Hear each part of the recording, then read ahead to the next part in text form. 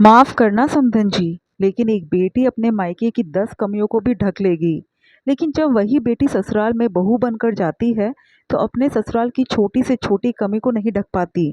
सुधा जी ने अपनी समधन ममता जी से कहा, समधन जी, आप कहना क्या चाहती है? अब क्या मेरी बेटी मुझे बताए भी नहीं कि उसे क्या परेशानी है? और हमने कभी अपनी बेटी को कमियों में नहीं पाला, हमेशा उसकी इच्छा उसके बोलने से पहले पूरी की है। ममता जी तुनकते हुए बोली, जरूर की होगी समधन जी, मैं कब मना कर रही हूँ।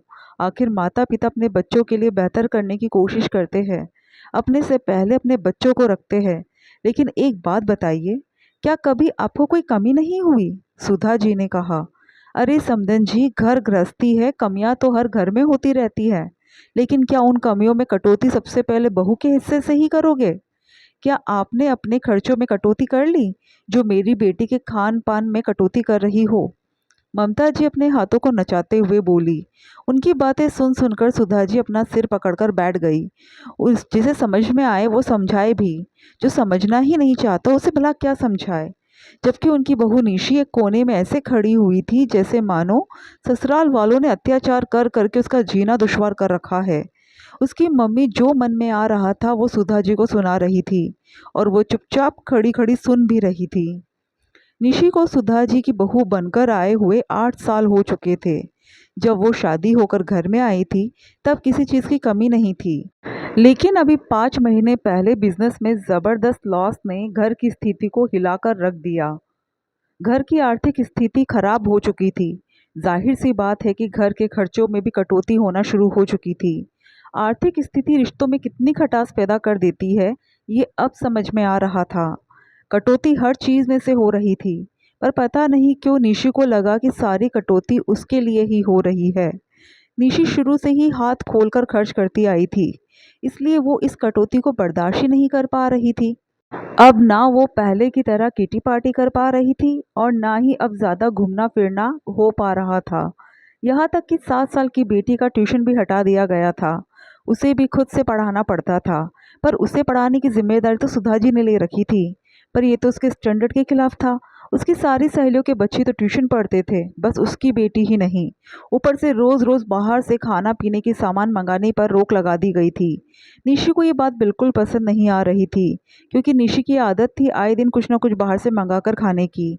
तो उसे ये लगने लगा कि उसकी सास उसके खाने पीने पर रोक टोक लगा रही है। आखिर जब सुधा जी ने कोई जवाब नहीं दिया तो ममता जी बोली, सही कहा है किसी ने, अगर घर में कभी कोई कमी होती है तो सबसे पहले बहू के ही खाने पीने और खर्चों पर रोक टोक लगती है। मेरी बेटी मुझे भारी नहीं हुई है, आज भी खिला पिला सकती हूँ उसे। ले जा रही हूँ मैं उसे यहाँ से, आप ही संभालिए अपने घर को। कहकर ममता जी अपनी बेटी निशी को अपने साथ ले गई, लेकिन सुधा जी ने उसे रोका नहीं। जो बहू अपने घर की स्थिति ही नहीं समझना चाह रही, उसका भला क्या कर सकते हैं। जब अच्छे दिन थे तो भला उन्होंने कभी रोक टोक लगाई थी? इधर निशी जब अपनी मम्मी के साथ मायके पहुंची तो उसके भाई भाभी सब हैरान रह गए, लेकिन ममता जी और निशी ने जिस तरह से बात को बढ़ा चढ़ाकर उनके सामने पेश किया, तो वो कुछ बोल ना पाए। उन्हें भी लगा शायद निशी के ससुराल वालों से परेशान कर रहे हैं। अरे तो परी कहाँ है, उसे लेकर नहीं आई? भाई ने पूछा। अरे उनकी पोती है, संभालेंगे अपने आप ही, जब खुद संभालेंगे तब पता चलेगा। कहकर ममता जी ने बेटे को भी चुप करा दिया। लेकिन भाभी को निशी का यूं आना अजीब लग रहा था।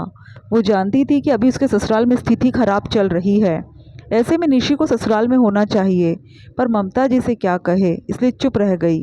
लेकिन कमरे में आने के बाद उसके भाई ने सुधा जी को फ़ोन किया और उनसे सब कुछ पूछा, तो उसे सब कुछ समझ में आया कि निशी किन हालात में वहाँ से आई है, और मम्मी ने कैसे उसका गलत में साथ दिया है। शाम को निशी ने पिज़्ज़ा ऑर्डर किया और वही खाकर सो गई। दूसरे दिन भाभी ने नाश्ते में पोहे बनाए तो उसने नाक बो सिकोड़ लिए और खाना बाहर से ऑर्डर कर लिया। लेकिन अब तो ये हर बार की बात होने लग गई थी। 5 दिन में निशी ने कई बार खाना बाहर से ऑर्डर कर लिया, और ममता जी तो उसे रोक भी नहीं रही थी। आखिर उसकी भाभी ने उसके भाई से कहा। ये देखकर भाई ने कहा, अरे तू घर का खाना भी खाती है या बाहर से मंगाती रहती है? भाई आपको तो पता है ना, मुझे ये सब चीज़ें पसंद है, तो फिर क्यों मेरी सास की तरह रोक टोक कर रहे हो?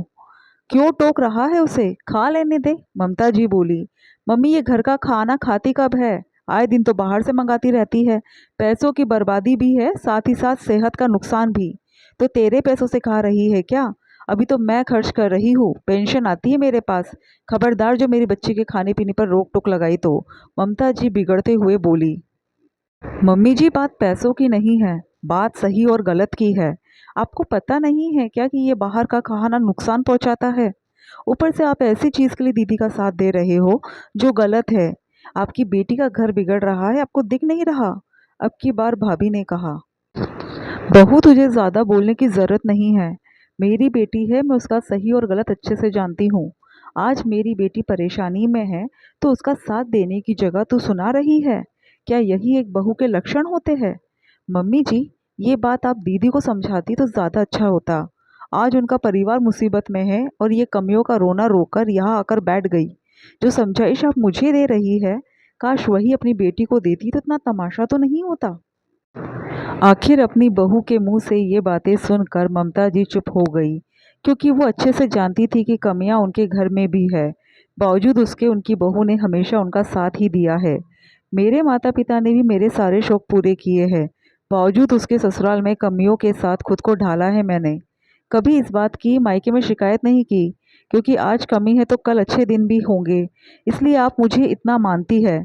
आखिर बहू की बात सुनकर ममता जी को समझ में आ गया कि उन्होंने निशी को यहाँ लाकर गलती की है। थोड़ी देर बाद वो खुद ही अपने बेटे के साथ निशी को उसके ससुराल छोड़ने के लिए रवाना हो गई। आखिर उन्हें सुधा जी से माफ़ी भी तो मांगनी थी।